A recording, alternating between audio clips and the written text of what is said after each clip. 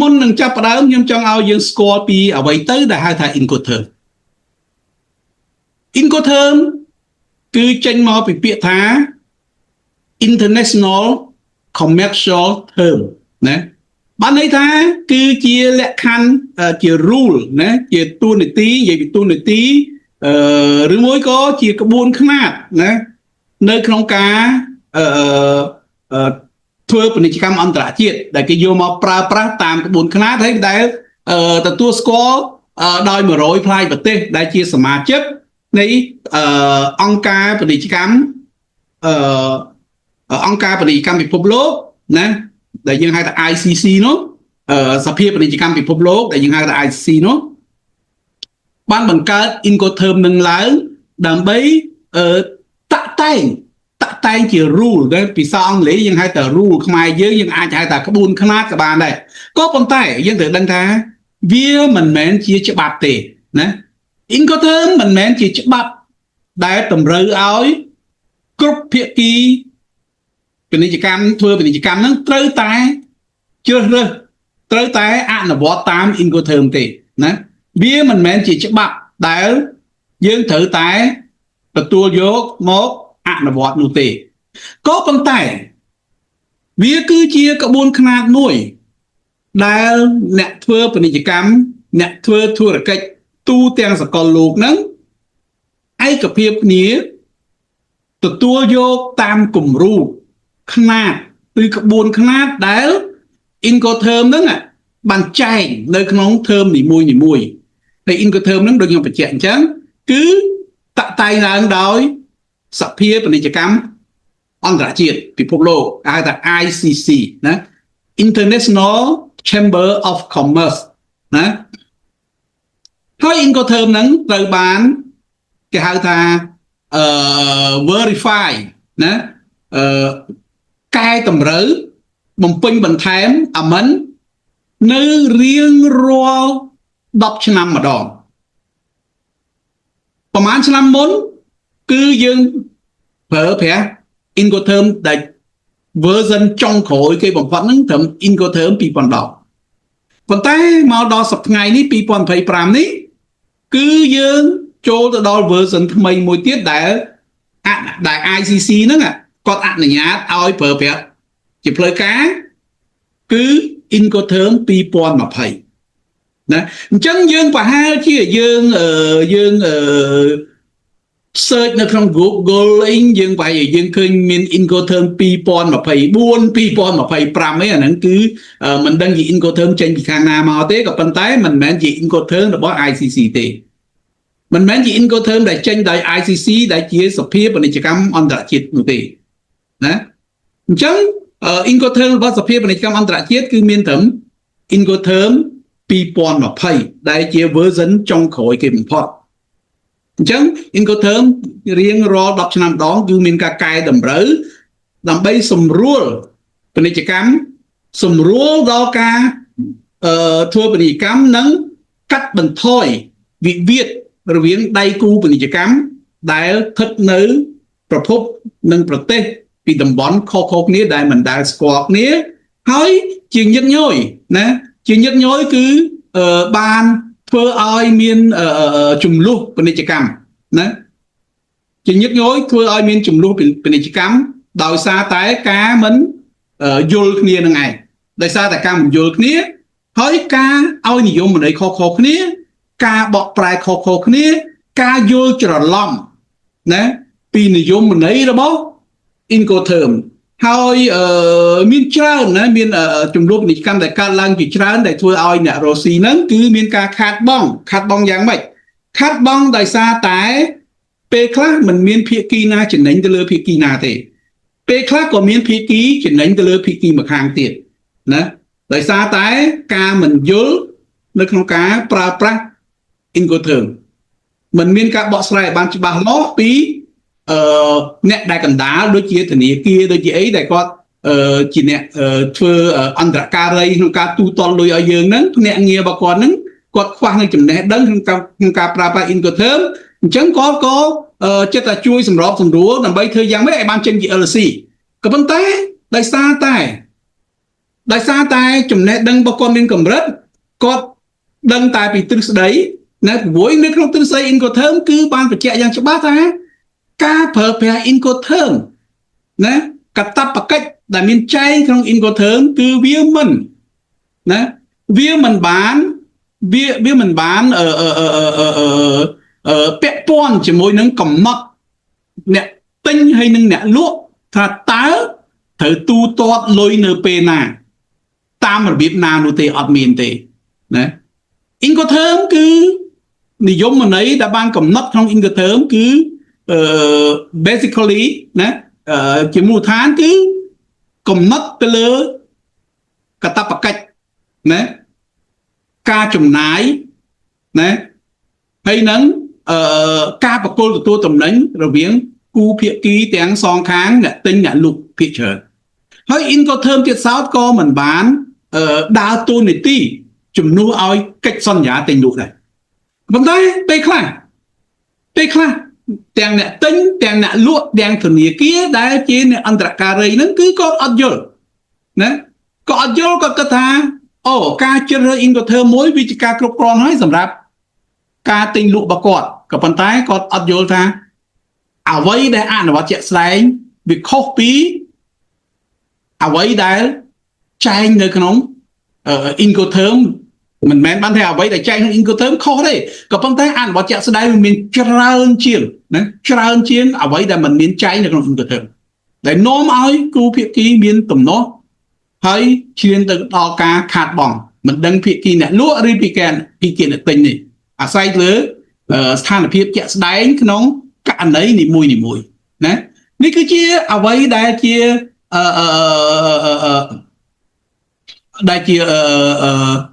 ការងាររបស់ Incoterm ដែលគាត់ចែងសម្រាប់ការជួយកាត់បន្ថយវិវាទណាហើយជួយសម្រួល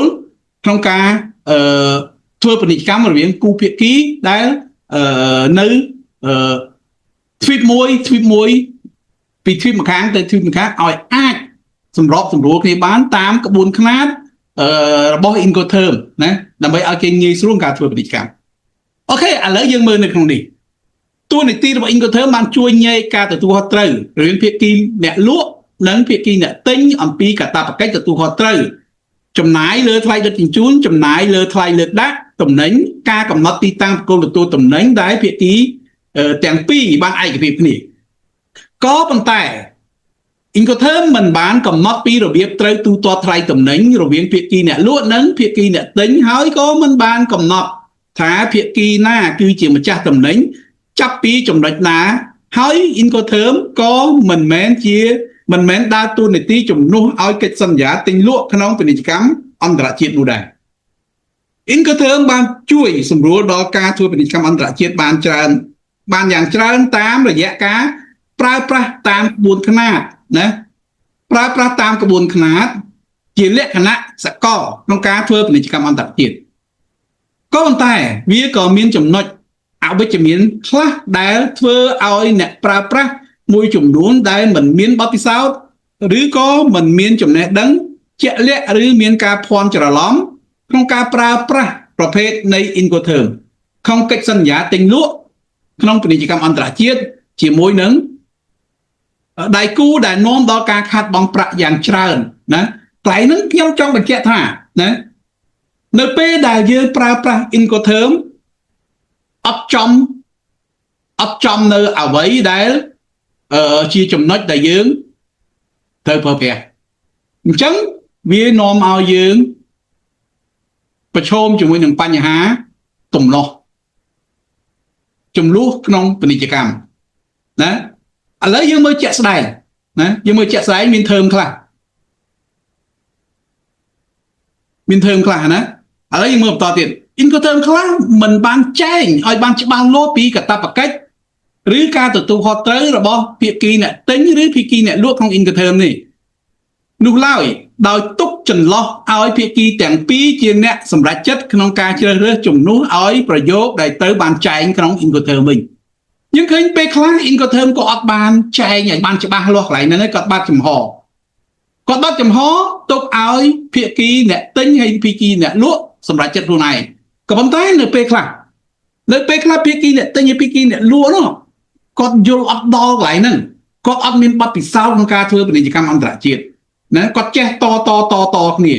គាត់គិតថាអត់អីទេក៏ប៉ុន្តែបញ្ហាវាអាចកើតមានឡើងណាឥឡូវយើងមើលតទៅទៀតដែលជាហេតុធ្វើឲ្យភាគីទាំងពីរនោះមានការយល់ច្រឡំចំពោះចំណុចដែលខ្លួនត្រូវតែបំពេញកាតព្វកិច្ចនឹងត្រង់ចំណុចមួយណាដែលជាកាតព្វកិច្ចរបស់ដៃគូពាណិជ្ជកម្មរបស់ខ្លួនជាអ្នកទទួលខុសត្រូវក្នុងនោះយើងមានឧទាហរណ៍ដូចជាជាក់ស្ដែងដូចជានៅក្នុង Incoterm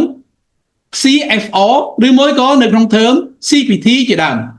CFO កន្លែងនេះគឺជា Incoterm មួយដែលគេនិយាយថា cost and freight បានន័យថា cost and freight ហ្នឹងបានន័យថាអ្នកលក់គាត់មានកាតព្វកិច្ចបញ្ជូនតំណែងតាមនាវាដែលគាត់ចាត់ចែងបញ្ជូនពីប្រទេសគាត់ណាបូកជាមួយនឹងថ្លៃតំណែងបានន័យថាអ្នកលក់គាត់លក់ឧទាហរណ៍ថាតំណែងរបស់គាត់មួយកេស5រៀលបូកថ្លៃដឹកជញ្ជូនតាមសមុទ្រ5រៀលចឹងមួយកេសហ្នឹងគាត់លក់ឲ្យអ្នកទិញរបស់គាត់10រៀលណា cost and freight ណាដោយឡែក CPT carriage paid to ណា CPT ដូចគ្នាអញ្ចឹងប៉ុន្តែគ្រាន់តែអាមួយវាជាតំណែងរាយអាមួយគេប្រើសម្រាប់ជាតំណែងកុងតឺន័រអញ្ចឹងយើងមើលកន្លែងនេះគឺអត់មាននិយាយអំពី insurance នៅក្នុងហ្នឹងទេវាខុសពី CIF បើ CIF គឺ cost insurance and freight យើងឃើញទេ CIF បានន័យថា cost I ហ្នឹង insurance F គឺចេញពីពាក្យ freight ណាបានន័យថាអ្នកលក់គាត់រៀបចំបញ្ជូនតំណែងតាំងកប៉ាល់គាត់បង់ថ្លៃ insurance ឲ្យអ្នកទិញសម្រាប់តំណែងដែលដឹកទៅហ្នឹងណាហើយបូកជាមួយនឹងថ្លៃតំណែងរបស់គាត់ក៏ប៉ុន្តែយើងមើលពីនេះអត់មានទេនេះគឺជាបញ្ហាមួយដែលតម្រូវឲ្យយើងដែលជាអ្នកទិញហ្នឹងអ្នកធ្វើពាណិជ្ជកម្មអន្តរជាតិហ្នឹងមានការយល់ឲ្យបានច្បាស់អំពីមិនទៅដែលហៅថាការប្រើប្រាស់ Incoterm វាមានបញ្ហាជាច្រើនទៀតដែលកើតឡើងហើយថ្មីនេះក៏មានក្រុមហ៊ុនមួយក៏ជួបនឹងបញ្ហាគាត់ជួលខ្ញុំ consult ឲ្យគាត់ហើយប៉ុន្តែរហូតដល់ថ្ងៃហ្នឹងតំណែងគាត់នៅតែយកអត់ទាន់បាននៅឡើយគឺជាប់នៅវៀតណាមណាគឺបញ្ហាដូចអ្វីដែលខ្ញុំបានលើកឡើងអញ្ចឹងគឺបញ្ហាបច្ចេកទេសដែលគាត់អត់ចេះក៏អត់ដឹងណាហើយទីបំផុតមិនមែនជាកំហុសរបស់គាត់ក៏ប៉ុន្តែតំណែងគឺជាតំណែងរបស់គាត់ដែលជាប់នៅវៀតណាមធ្វើឲ្យគាត់មានការខាតបង់យ៉ាងច្រើនណារហូតដល់ថ្ងៃហ្នឹងគាត់យកអត់ទាន់ចេញទេហើយតំណែងគាត់មិនមែនជាតំណែងខុសច្បាប់ទេណាអូខេមុននឹងទៅមុខទៀតខ្ញុំចង់សួរពីទាំងអស់គ្នាចាប់តនេះខ្ញុំនិយាយប៉ុណ្ណឹងបញ្យល់ប៉ុណ្ណឹងចាប់តនេះមានអ្នកណាមានចម្ងល់អីទេបាទជំរាបសួរគ្រូខ្ញុំពុនជីព្រោះតែស្ដាប់តែខ្ញុំអ៊ីនធឺណិតវាអត់ល្អខ្ញុំស្ដាប់បានដាច់ទេតែឲ្យគ្រូតទៅសិនទៅហើយមើលបងគាត់មើលសិនទៅហើយខ្ញុំចាំ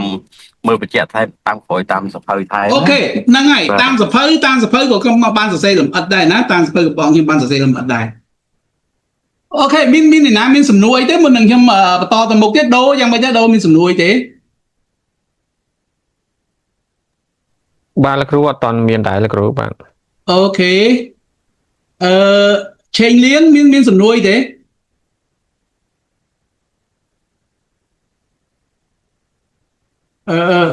ឆេងលៀនមានសំណួរអីទេអត់ទេអត់មានលោកគ្រូអូខេអញ្ចឹងឥឡូវណាយើងចាប់ផ្ដើមយើងតទៅមុខទៀតណាយើងតទៅមុខទៀតយើងចូលដល់ Incoterm អានេះដូចយើងបង្រៀនថ្មីចាប់ផ្ដើមអញ្ចឹងដោយសារខ្ញុំស្ដាប់ទៅភាគច្រើនគ្នាយើងដូចជាអត់ទាន់បានយល់ណាអត់ទាន់បានស្គាល់ពី Incoterm អញ្ចឹងយើងមើល Incoterm ឥឡូវខ្ញុំបង្រៀនពី Incoterm 2010សិនណា Incoterm 2010អញ្ចឹងនៅក្នុង Incoterm ទាំងអស់គឺមាន11 term ណា Incoterm យើងទាំងអស់ហ្នឹងគឺមាន11 term ក្នុង11 term ហ្នឹងណាទាំងខ្ញុំទាំងអីហ្នឹងគឺខ្ញុំក៏មិនបានចាំទាំងអស់ដែរណាក៏ប៉ុន្តែខ្ញុំចាំតាមអ្វីដែលពេលដែលខ្ញុំនិយាយខ្ញុំធ្វើទៅខ្ញុំរំលឹក